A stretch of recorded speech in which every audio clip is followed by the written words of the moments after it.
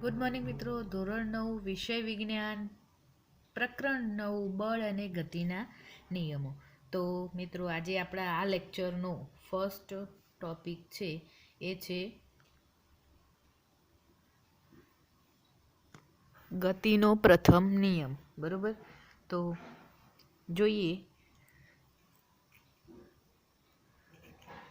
લખું છું કે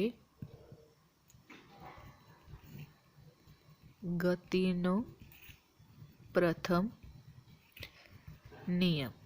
બરાબર, આપણે બળ વિશેનો સામાન્ય ખ્યાલ તો આપી દીધો. બરાબર, એની અસરો વિશે પણ જોઈ લીધું. બરાબર, હવે કેટલાક નિયમો વિશે જોઈએ. તો એમાં ગતિનો પ્રથમ નિયમ. બરાબર, ગતિનો પ્રથમ નિયમ જોતા પહેલાં થોડોક એવો વિચાર કરીએ કે ગેલિલિયો વિશે. બરાબર, ગેલિલિયોએ એક વખત એણે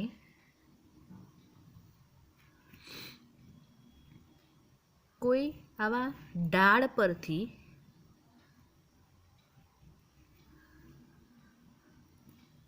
કોઈ દડાને ગબડાવ્યો. બરાબર, તો એ દડાના વેગમાં વધારો થયો. બરાબર, એટલે કે એ દડાએ પ્રવેગી ગતિ કરી. બરાબર, દડો કેવી ગતિ કરે છે? પ્રવેગી ગતિ. બરાબર, તો એ જ રીતે સામે અહીંયા એક આવો બીજો ઢાળ રાખેલો હતો. બરાબર, તો આ આ જે દડો છે, બરાબર, એ ઢાળ ઉપર થોડી અહીંથી ઉતરીને આમ ઢાળ ઉપર થોડી ઉપરની તરફ ગતિ કરે છે. બરાબર, સોરી, એટલે કે એની સામે આ રીતે બીજો ઢાળ રાખેલો હતો. તો અહીંયાથી આ દડો ઉતરીને અહીંયા ઉપરની તરફ ગતિ કરે છે. એટલે કે આ દડાની દિશા અહીંથી આમ આવીને આમ જાય છે. બરાબર, તો આ જે દડો છે એ અહીંયા પ્રવેગી ગતિ કરે છે, પરંતુ અહીંયા ઉપર જાય છે ત્યાં કેવી ગતિ કરે છે? પ્રતિપ્રવેગી ગતિ કરે છે.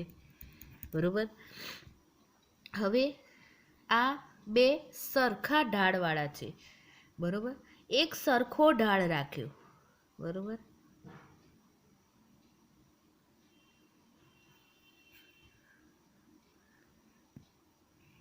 એટલે કે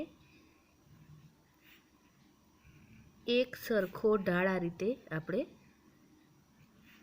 રાખ્યો. બરાબર, હવે આ કેસમાં જે દડો છે એને મુક્ત રીતે પતન કરવામાં આવે છે, કોઈ પણ કાર્ય બળ લગાડ્યા વગર. બરાબર, તો શું થશે? અહીંથી મુક્ત પતન કરાવતા તો અહીંથી એના ગતિમાં વધારો થશે. બરાબર, વધારો ક્યાં સુધી થશે? તો આ પોઈન્ટ સુધી. બરાબર, અને આ પોઈન્ટ પછી શું થશે? એ જે દડો છે એને ઢાળ ચડવાનો છે. બરાબર, એટલે એ દડાના વેગમાં શું થશે? ઘટાડો થશે. બરાબર, અહીંથી ઉતરતા વધારો થશે, અહીંથી ચડતા શું થશે? દડાના વેગમાં ઘટાડો થશે. બરાબર, આવું આપણે સામાન્ય રીતે જોયું હશે ક્યાંક, જ્યારે આપણે સાયકલ લઈને જતા હોઈએ છીએ. બરાબર, ત્યારે અચાનક ઢાળ આવે ત્યારે શું થશે? ધીમે ધીમે ધીમે સાયકલની ગતિ વધારે, વેગમાં વધારો થાય. બરાબર, સાયકલની. પરંતુ સામે એવો કોઈ ઢાળ ચડવાનો આવે તો શું થાય? આપણને એ થોડું કઠિન લાગે છે. કેમ? તો શું થાય? તો ઢાળ જ્યારે ચડવાનો આવે ત્યારે એ ગતિ જાળવી રાખવા માટે આપણે શું કરવું પડે છે? વધારે પેન્ડલ મારવા પડે છે. બરાબર, તો એ જ કેસમાં જે પરિસ્થિતિ છે એ અહીંયા વિચારી શકીએ કે અહીંયા દડાને મુક્ત પતન રીતે રગડાવવામાં આવે છે ત્યારે શું થશે? અહીંયા ધીમે ધીમે વેગમાં વધારો થશે, પરંતુ એ જ દડો એ સામેના ઢાળમાં ચડતા શું થશે? એના વેગમાં ઘટાડો થઈ જાય છે. બરાબર, અને આ જે દડો છે એને મુક્ત પતન કરાવીને છોડી દેતા અહીંયાથી સામેના ઢાળ ઉપર એ સમાન, અહીંયા જ જેટલો ઢાળ હોય એટલી જ ઊંચાઈ પ્રાપ્ત કરે છે, બરોબર, સમાન ઊંચાઈ પ્રાપ્ત કરે છે, પરંતુ એને કઈ રીતે ગરબડવા દેવામાં આવે છે? મુક્ત પતન રીતે, બરોબર, કોઈ પણ કાર્ય બળ લગાડ્યા વગર, બરોબર. તો સમાન ઊંચાઈ ધારણ કરે છે. ક્યારે? તો જ્યારે મુક્ત પતન રીતે આપણે એને ગતિ કરાવીએ છીએ ત્યારે, બરોબર. પણ માનો કે અહીંયા એક બાજુનો જે ઢાળ છે એ આપણે અચળ રાખ્યો, બરોબર, ત્યારે જે દડો છે એ અહીંયા હતી, બરોબર, પણ ધીરે ધીરે હવે એને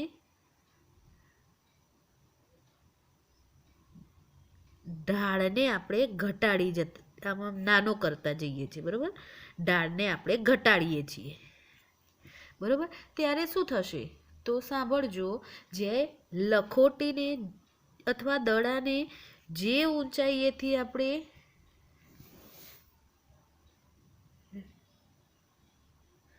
અહીંયાથી રગડાઈએ છીએ તો એની સમાન ઊંચાઈ તો પ્રાપ્ત કરશે જ, બરોબર, સમાન ઊંચાઈ એ તો જશે જ, બરોબર.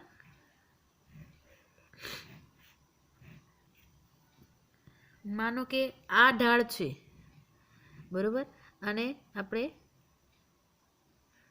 પહેલો ઢાળ છે એને θ1 નામ આપીએ, બીજો ઢાળ છે એને આપણે θ2, બરોબર, અહીંયા θ3 નામ આપીએ અને θ4 નામ આપીએ, બરોબર. તો જેમ જેમ ઢાળ છે એ ઘટાડવામાં આવે છે, બરોબર, તો પદાર્થ પોતાની ઊંચાઈ તો પ્રાપ્ત કરશે જ. જો આ ઢાળ ઉપર આપણે એટલી ઊંચાઈ પ્રાપ્ત કરવી હોય તો શું થશે? તો એ પદાર્થને વધારે અંતર કાપવું પડશે, બરોબર. જ્યારે ઢાળ વધારે હતો એના કરતાં જ્યારે ઢાળ ઓછો હશે ત્યારે એ દડાને અંતર કેવું કાપવું પડશે? વધારે કાપવું પડશે, બરોબર. સેમ એ જ રીતે આ ઢાળ હોય તો એને કેટલું અંતર કાપવું પડશે? અહીંયા સુધીનું અંતર કાપવું પડશે, બરોબર, બરોબર. જેટલી ઊંચાઈએથી આપણે અહીંયા છોડીએ છીએ એટલી જ ઊંચાઈ એ પ્રાપ્ત કરશે, બરોબર. પણ એના અંતરમાં શું થશે? વધારો થશે, બરોબર, બરોબર. તો અહીંયા શું કહ્યું? જો કોઈ પદાર્થને જેટલી ઊંચાઈએથી મુક્ત પતન કરાવો છો એટલી તો ઊંચાઈ સામે એ પ્રાપ્ત કરશે જ, બરોબર, બરોબર. પરંતુ અંતરમાં શું થશે? વધારો થતો જશે. આને આટલું અંતર કાપ્યું, આને આટલું કાપ્યું, આને આટલું કાપ્યું, બરોબર. અંતરમાં શું થશે? વધારો થશે. પરંતુ હવે માનો કે ઢાળ જ નથી, પરંતુ કોઈ પદાર્થને મુક્ત રીતે ગતિ કરાવવામાં આવે છે, બરોબર, તો એ ઊંચાઈ પ્રાપ્ત કરવાની મથામણ તો કરશે જ. કઈ ઊંચાઈ પ્રાપ્ત કરવાની? તો જે ઊંચાઈએથી એને છોડવામાં આવ્યો છે એટલી જ સામે ઊંચાઈ પ્રાપ્ત કરવાનો ટ્રાય તો કરશે જ. પરંતુ અહીંયા જો ઢાળ જ નથી તો ઊંચાઈ પ્રાપ્ત કરવાની સવાલ નથી, બરોબર. તો એ ગતિ તો કરશે પરંતુ એ ઉછળીને તો એટલું ઊંચાઈ પ્રાપ્ત કરી શકશે નહીં, બરોબર. તો એ પદાર્થ શું કરશે? અહીંયાથી નીચે આવીને સતત ને સતત ગતિ જાળવી રાખશે, બરોબર. તો એવું તો આપણે શક્ય નથી કે સતત ને સતત પદાર્થ ગતિ જ કર્યા રાખે, બરોબર. તો આપણે આગળના ટોપિકમાં જોયું કે કોઈ બે પદાર્થ હોય અને સપાટીની વચ્ચે કોઈ એક એવું બળ લાગે છે કે જે પદાર્થની ગતિને અવરોધે છે, બરોબર. તો આપણે એવું એક બળ જોઈ ગયા આગળ કે જે છે ઘર્ષણ બળ, બરોબર. ઘર્ષણ બળ પણ અહીંયા લાગે છે. તો એક એવો સમય પણ આવશે કે પદાર્થને એ ઘર્ષણ બળને લીધે પદાર્થની ગતિ કેવી થશે? ધીમી ધીમી ઓછી થતી જશે અને પદાર્થ એક સમયે કેવું થશે? સ્થિર થઈ જશે, બરોબર. તો અહીંયા જે પદાર્થે જે ઊંચાઈએથી મુક્ત કરવામાં આવ્યો છે એ સામે એટલી જ ઊંચાઈ પ્રાપ્ત કરવા મથામણ તો કરશે જ, પ્રયત્ન તો કરશે જ, પરંતુ એ ઊંચાઈ પ્રાપ્ત કરી શકશે નહીં, બરોબર. તો એ માટે એને શું થશે? સતત ને સતત ગતિ જાળવી રાખવી પડશે, પરંતુ એવું શક્ય નથી. બરાબર? એવું ક્યારેય શક્ય બને નહીં. બરાબર? તો આપણે એક ગેલિલિયો નામના વૈજ્ઞાનિકે એવું કહ્યું કે જ્યારે કોઈ પદાર્થને આવી રીતે ઢાળ પરથી મુક્ત પતન કરાવવામાં આવે ત્યારે એ પોતાની મૂળ ઊંચાઈ સુધી ગતિ કરે છે. બરાબર? તો આના ઉપરથી આપણે એક એવા અવલોકનો જોઈએ, નિષ્કર્ષો જોઈએ કે કોઈ પદાર્થ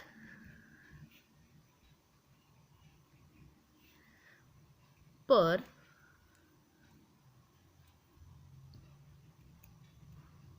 બાહ્ય અસંતુલિત બળ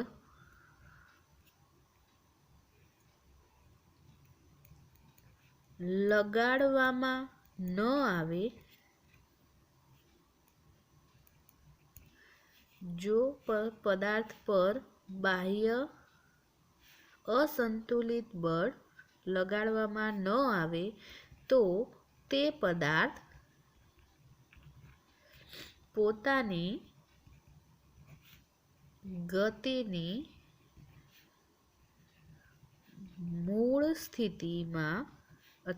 સ્થિતિ જાળવી રાખશે.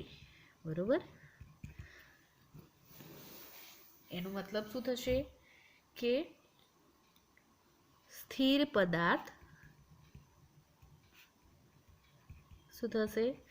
સ્થિર પદાર્થ સ્થિર રહેશે.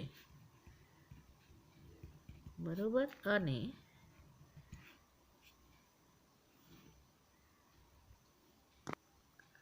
અચળ વેગી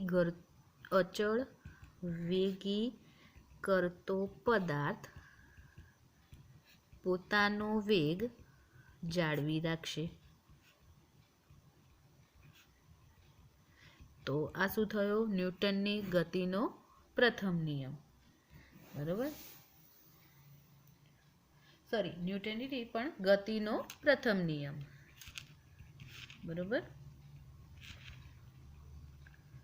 તો આપણે જોયું કે કોઈ પદાર્થ પર બાહ્ય બળ લગાડવામાં ન આવે ત્યાં સુધી સ્થિર પદાર્થ સ્થિર રહે છે અને અચળ પ્રવેગી ગતિ કરતો પદાર્થ એ પોતાની ગતિ જાળવી રાખે છે. બરોબર? તો અહીંયા આપણે શબ્દ વારંવાર વાપરીએ છીએ કે બાહ્ય અસંતુલિત બળ. બરોબર? આપણે જેમ આગળ ભણી ગયા કે જ્યારે કોઈ પદાર્થને બાહ્ય એટલે કે બહારથી કોઈ બળ લગાડવામાં આવે છે ત્યારે એ પદાર્થને બાહ્ય અસંતુલિત બળ છે એવું કહી શકાય. બરોબર? તો આ હતો પ્રથમ નિયમ ગતિનો. ચલો, હવે આ ગતિનો જે પ્રથમ નિયમ છે એને જડત્વનો નિયમ પણ કહી શકાય. જડત્વના નિયમને પણ શું કહી શકાય?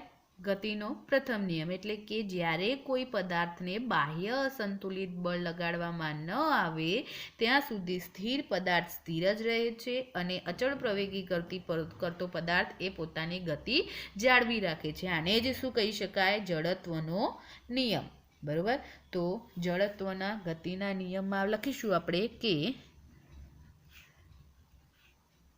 તો જડત્વના નિયમ તો આપણે કહી દીધું કે ગતિનો પ્રથમ નિયમ છે એને જ આપણે શું કહીશું? જડત્વનો નિયમ. પણ જડત્વના પ્રકાર જોઈએ આપણે.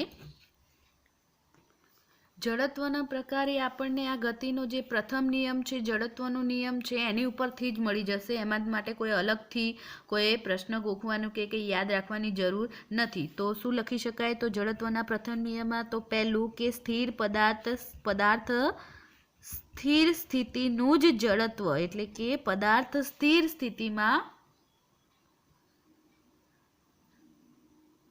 સ્થિર જ રહે છે. બરોબર?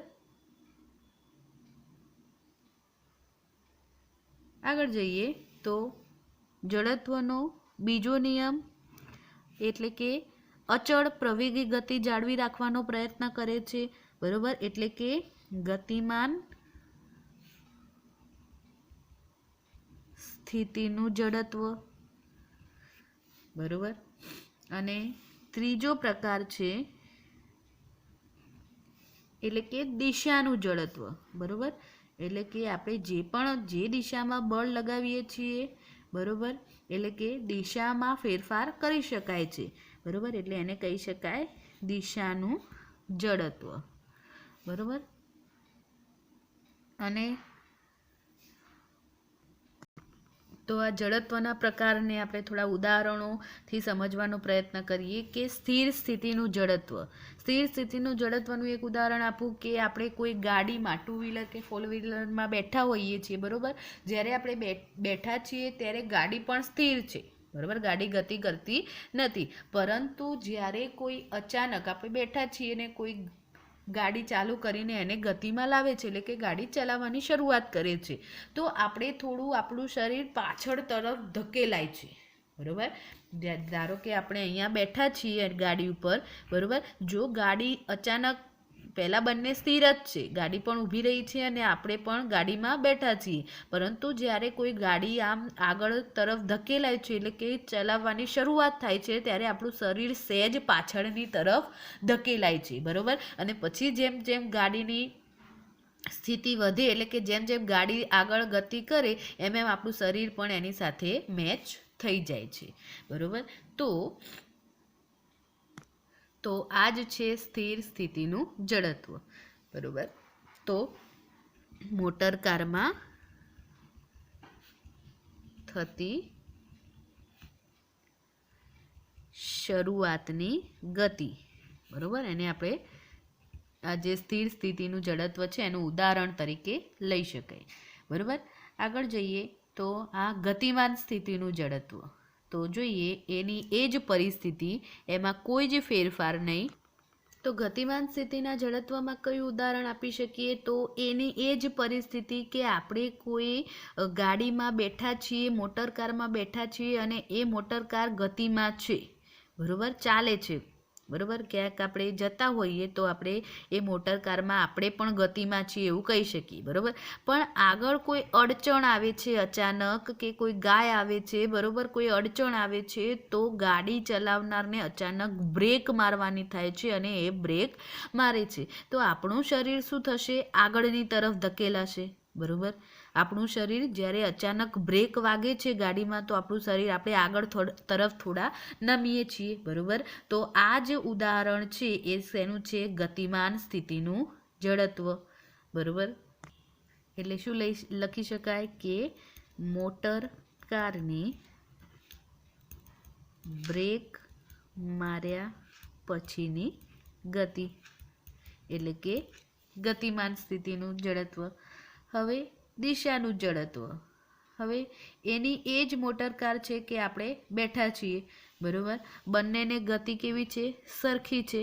અને અચાનક વળાંક આવ્યું, એટલે કે જ્યારે ડ્રાઈવરે ફૂલ ટર્ન લીધો, બરાબર, એટલે શું થશે? આપણું શરીર કે જે દિશામાં વળાંક લીધો છે, ધારો કે ગાડીએ આ વળાંક લીધો છે, તો આપણું શરીર છે એ એની વિરુદ્ધ દિશામાં જશે, બરાબર.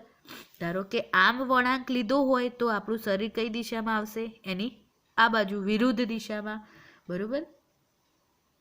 તો જ્યારે ગતિ કરતા હશે ત્યારે મોટર કાર અને આપણી બંનેની દિશા કેવી હતી? સીધી હતી, બરાબર. જ્યારે વળાંક આવશે ત્યારે આપણું શરીર તો હજુ સીધી ગતિ કરવા માટે જ પ્રયત્ન કરશે, બરાબર. પરંતુ હકીકતમાં મોટર તો વળાંક લેવાની છે, બરાબર, લઈ ચૂકી છે. અને એટલા માટે આપણું શરીર છે એ બહારની દિશામાં, એટલે કે જે દિશામાં વળાંક લેવાનો છે એની વિરુદ્ધ દિશામાં આપણે નમીએ છીએ, એટલે કે એની વિરુદ્ધ દિશામાં ગતિ કરવા માટે પ્રયત્ન કરશે. એટલે અહીંયા શું લખી શકાય કે મોટર કારમાં વળાંક લેતા સમયની ગતિ, બરાબર. તો જડત્વમાં એમ કહી શકાય કે જો પદાર્થ સ્થિર સ્થિતિમાં હશે તો સ્થિર સ્થિતિમાં રહેવા પ્રયત્ન કરશે, બરાબર. અચળ પ્રવેગી ગતિમાં હશે તો એ અચળ પ્રવેગી ગતિ જાળવી રાખવા પ્રયત્ન કરશે, બરાબર. અને જો જે દિશામાં ગતિ કરે છે એ દિશા જાળવી રાખવા પ્રયત્ન કરશે. બરાબર. તો આ સાથે આપણે અહીંયા જડત્વનો જે પ્રકારો છે એ અહીંયા જોયા. બરાબર છે. તો નેક્સ્ટ ટોપિક ઉપર જઈએ. આપણો નેક્સ્ટ ટોપિક છે જડત્વ અને દ્રવ્યમાન. તો જડત્વ આપણે જોયું કે કોઈ આગળના ટોપિકમાં આપણે જોયું કે પોતાની પદાર્થ મૂળ સ્થિતિ જાળવવા માટે પ્રયત્ન કરશે. સ્થિર હોય તો એ પદાર્થ સ્થિર રહેશે. અચળ વેગી ગતિ કરતો હશે તો અચળ વેગી ગતિ કરવાનું જાળવી રાખશે. બરાબર. તો એ જડત્વ અને દ્રવ્યમાનને શું લાગે વળગે? તો એક ઉદાહરણ આપણે આપું છું કે આપણે ઘરમાં ઘણા કૂતરાઓ પાળતા હોય છે. બરાબર. તો આપણે માની લઈએ કે આપણે એક કૂતરો પાળ્યો છે. બરાબર. હવે એની જે દોરી છે, બરાબર, એને બાંધેલી જે દોરી હોય છે આપણા હાથમાં છે અને ગાર્ડનમાં ફરવા જઈએ છીએ એને લઈને. બરાબર. તો એ કૂતરાને કોઈ આપણાથી કોઈ વિરુદ્ધ દિશામાં જતો હોય તો આપણે એને ખેંચીને આપણી દિશામાં લાવવા પ્રયત્ન કરીએ અને એ આવે પણ ખરા. બરાબર. તો માનો કે હવે એ કૂતરાની જગ્યાએ આપણે હાથી પાડ્યું છે. કોઈ પાડે નહીં, પરંતુ આ એક માનવાની વસ્તુ છે, વિચારવાની વસ્તુ છે. બરાબર. માનો કે આપણે કોઈ હાથી પાડ્યું છે. બરાબર. તો એ હાથીને આપણે ગળામાં સાંકળ બાંધીને આપણે લઈ ગયા ફરવા. બરાબર. અને હાથી ક્યાંક આડો અવડો થાય તો આપણે એને ખેંચીને આપણી દિશામાં લાવી શકીએ? ના, લાવી શકીએ નહીં. બરાબર. કેવી પરિસ્થિતિ થાય છે તમે સમજી શકો છો. બરાબર. તો કૂતરા વખતે પણ આપણે બળ લગાવ્યું હતું, પરંતુ એ આપણી દિશામાં આપણે એને ખેંચી શકતા હતા. હાથી વખતે પણ બળ લગાવ્યું, પરંતુ એ આપણી શક્યની વાત નથી. બરાબર. તો બળની અસર હેઠળ એ હાથી આપણી પાછળ આવશે નહીં, કારણ કે એનું વજન વધારે છે. બરાબર. એવી જ રીતે વિચારો કે આપણી પાસે 2 વ્હીલર બી છે, 4 વ્હીલર બી છે, મોટર કાર બી છે અને એનાથી પણ ભારે વસ્તુ એક ટ્રક છે આપણી જોડે. બરાબર. તો સૌપ્રથમ આપણે એકલા આપણે જઈએ છીએ ક્યાંક 2 વ્હીલર સૌપ્રથમ લઈને, કે 2 વ્હીલર ક્યાંક લઈને આપણે નીકળ્યા હોય અને જો બંધ પડે તો આપણે એને દોરીને ક્યાંક એક જગ્યાએથી બીજે પણ લઈ જઈ શકીએ. શક્ય છે મતલબ. બરાબર. એ જ રીતે 4 વ્હીલર લઈને કોઈક દિવસ નીકળ્યા અને કોઈક દિવસ 4 વ્હીલર પણ આપણને ક્યાંક બંધ પડી તો એને આપણે થોડો પાછળથી ધક્કો મારીને પણ એક જગ્યાએથી થોડું આપણે ખસેડી શકીએ. બરાબર. એ પણ ચલો શક્ય છે એમ માની લઈએ, પરંતુ આપણી જોડે ટ્રક છે. બરાબર. તો શું થશે? તો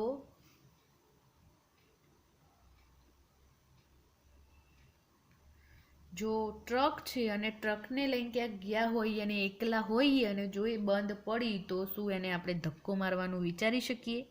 ના, કારણ કે એ શક્ય નથી. એનો મતલબ કે જડત્વ છે એ સીધું કોના સાથે જોડાયેલું છે? તો દ્રવ્યમાન. બરાબર. જેમ ભારે પદાર્થ હોય એમ એ પદાર્થનું દ્રવ્યમાન વધારે હોય. બરાબર. જેમ ભારે પદાર્થ એમ એ પદાર્થનું દ્રવ્યમાન, જડત્વ કેવું કહેવાય? વધારે કહી શકાય. બરાબર. જેમ દ્રવ્યમાન વધુ એમ જડત્વ વધારે એવું કહી શકાય. બરાબર. તો જેમ લખું છું કે જેમ દ્રવ્યમાન વધારે તેમ તેનું જડત્વ વધારે. બરાબર. અને જેમ દ્રવ્યમાન ઓછું તેમ તેનું જડત્વ ઓછું. બરાબર. આપણે સિમ્પલ ઉદાહરણો દ્વારા શીખ્યા. બરાબર. જડત્વ શું છે? તો આપણે એક ઉદાહરણ દ્વારા લઈએ કે આપણે કોઈ પદાર્થ પર બળ લગાડવાનું શરૂઆત કરીએ છીએ. માનો કે કોઈ પદાર્થ પર આપણે થોડું એવું બળ લગાડીએ છીએ. બરાબર. તો એ પદાર્થ તરત જ ગતિમાં નહીં આવે. બરાબર. તો એ પદાર્થનું દ્રવ્યમાન વધારે હશે તો. બરાબર. દાખલા તરીકે લઈ લઈએ કે આપણે કોઈ હેવી ટેબલ છે. બરાબર. એ ટેબલને ખસેડવું છે આપણે, તો એને આપણે ખાલી આંગળી વડે ટચ કરીને આમ ધક્કો મારીશું તો શું ટેબલ ખસશે? નહીં. બરાબર. એના કરતાં થોડું વધારે બળ લગાડશે તો પણ નહીં ખસે. બરાબર.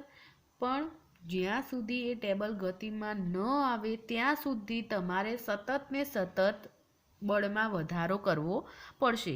બરાબર. એ પદાર્થ ત્યાં સુધી ગતિ નહીં કરે કે જ્યાં સુધી એ પદાર્થનું જડત્વ, બરાબર, પોતાનું દ્રવ્યમાન એને જરૂર હશે એટલું બળ એને નહીં મળે ત્યાં સુધી એ પદાર્થ ગતિ કરશે નહીં. બરાબર. એને જ કહેવાય જડત્વ. બરાબર. તો જડત્વ અને દ્રવ્યમાન વિશેનો આપણે સંબંધ જોઈ લીધું. બરાબર. જો આપણે કૂતરા અને હાથીનું જે ઉદાહરણ છે એ સમજીશું તો આપણે ખૂબ જ ઝડપથી આપણને આવડી જશે કે જડત્વ અને દ્રવ્યમાન વચ્ચેનો ભેદ શું છે. બરાબર. તો આપણે આજના લેક્ચરમાં અહીંયા સુધી રાખીએ છીએ. નેક્સ્ટ લેક્ચરમાં નવા કોઈ ટોપિક સાથે મળીશું. ઓકે, થેન્ક યુ મિત્રો.